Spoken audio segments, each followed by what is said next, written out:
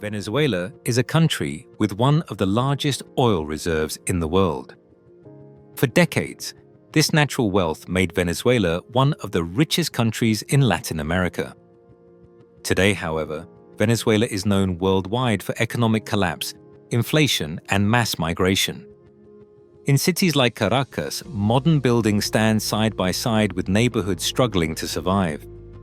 This extreme contrast makes Venezuela one of the most complex and fascinating countries in the world today. To understand Venezuela today, we first need to understand how it reached this point. Venezuela's modern history was completely reshaped after oil was discovered in the early 20th century. By the 1920s, Venezuela had become one of the world's largest oil exporters. Oil money fueled rapid urban growth, modern infrastructure, and rising living standards. Caracas transformed into a modern capital, often compared to major cities in Europe and the United States. For decades, oil wealth shaped Venezuela's identity, economy, and political power. But heavy dependence on oil also made the country extremely vulnerable to global price changes. When oil prices dropped, the foundations of Venezuela's economy began to crack. This dependence would later play a crucial role in the crisis Venezuela faces today. In the late 1990s, Venezuela entered a new political era with the rise of Hugo Chávez. Chávez promised a socialist revolution that would redistribute wealth and empower the poor. High oil prices during the 2000s helped fund social programs in education, healthcare, and housing. For many Venezuelans, life initially improved under Chávez's leadership. But critics warned that strong state control and reduced private investment would create long-term problems. As the government took control of key industries, economic flexibility slowly disappeared. Venezuela became increasingly dependent on the state and oil revenues. When Hugo Chávez died in 2013, the system he built was left deeply vulnerable. After Hugo Chávez's death, Nicolás Maduro took power and inherited an already fragile system. Unlike Chávez, Maduro faced falling oil prices and growing international pressure almost immediately. The United States accused Maduro's government of corruption, human rights abuses, and undermining democracy. In response, the US imposed heavy economic sanctions on Venezuela, targeting oil exports and financial systems. These sanctions dramatically reduced government revenue in a country already dependent on oil.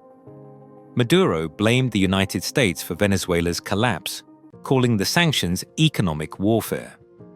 The conflict turned Venezuela into a geopolitical battleground between global powers. Meanwhile, ordinary Venezuelans paid the highest price. The United States went even further by officially charging Nicolás Maduro with narcotics trafficking and placing a multi-million-dollar bounty on his capture. For the first time, a sitting head of state was treated by Washington not as a political rival, but as a criminal target. As Venezuela's economy collapsed, hyperinflation erased the value of money almost overnight. At its peak, inflation reached millions of percent, making everyday prices change within hours. Basic items like bread, rice, and medicine became difficult or impossible to afford. Long lines for food, fuel, and cash withdrawals became part of daily life. Many families survived through remittances, bartering, or informal work. Salaries lost value so quickly that workers were often paid in food rather than cash. Despite these hardships, Venezuelans adapted with resilience and creativity. But for millions, survival meant leaving the country altogether. Venezuela is now facing one of the largest migration crises in modern history. More than 7 million Venezuelans have left the country in just over a decade. Most migrants travel to neighboring countries like Colombia, Peru, Brazil, and Chile. This sudden influx placed enormous pressure on healthcare, housing, and job markets across the region. Host countries struggled to balance humanitarian support with domestic challenges.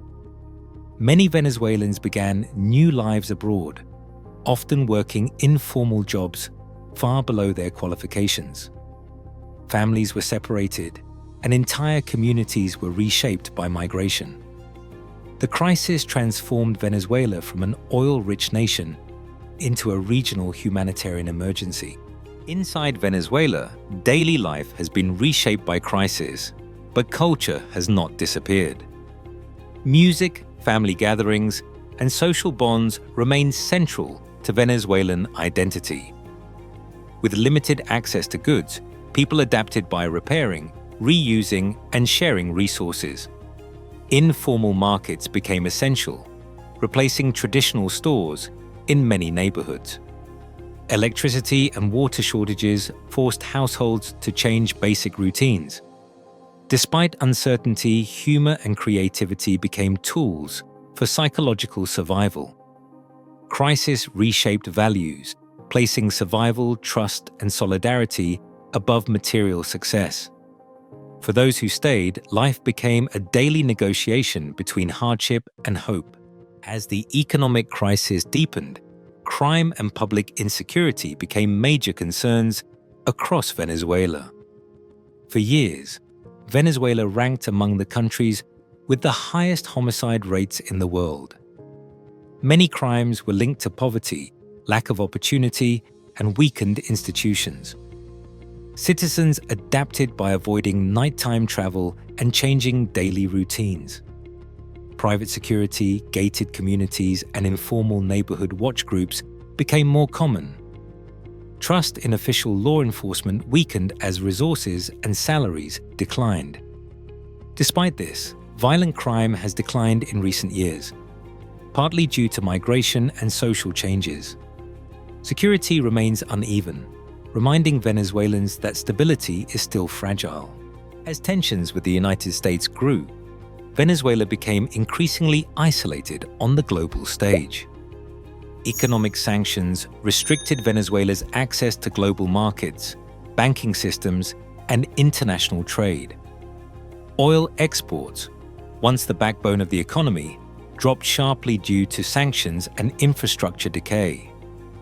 In response, Venezuela strengthened ties with countries like Russia, China, and Iran. These partnerships offered political support, but limited economic relief. International organizations repeatedly called for democratic reforms and humanitarian access. At the same time, Venezuela accused foreign powers of interference and economic sabotage. This standoff left Venezuela caught between global pressure and internal survival. For ordinary Venezuelans, the crisis is not a headline. It is daily life. Hyperinflation turned salaries into numbers that lost meaning overnight. Basic goods like food, medicine, and electricity became unreliable or scarce. Many families adapted by growing food, trading services, or relying on remittances. Despite hardship, community bonds became a key survival tool. Life slowed down, but it did not stop. In times of crisis, controlling the narrative becomes a source of power. State media emphasized resistance, sovereignty, and foreign threats. Independent journalism faced pressure, closures, and censorship. Social media became an alternative source of information and misinformation. For many citizens, truth became fragmented and difficult to verify. In Venezuela, information itself turned into a battleground.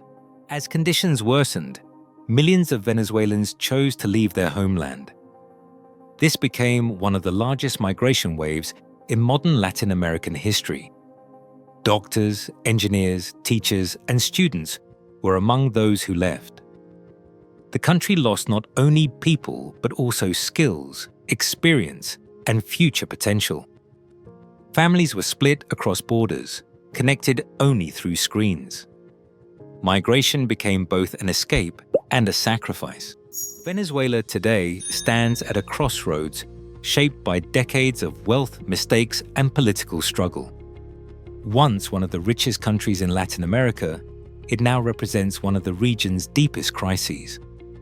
Oil brought prosperity, but also dependency, a single resource shaping an entire nation's fate. Political power struggles turned economic problems into a humanitarian challenge. Sanctions, international pressure, and global politics further complicated an already fragile system. Yet, behind every statistic, there are millions of people adapting, surviving, and enduring. From empty supermarket shelves to crowded buses, daily life continues against all odds. Some left the country in search of opportunity, while others chose to stay and rebuild. Venezuela's future will depend not only on leaders and policies, but on trust, reform, and time. What happens next remains uncertain, and that uncertainty is what makes Venezuela a story the world is still watching.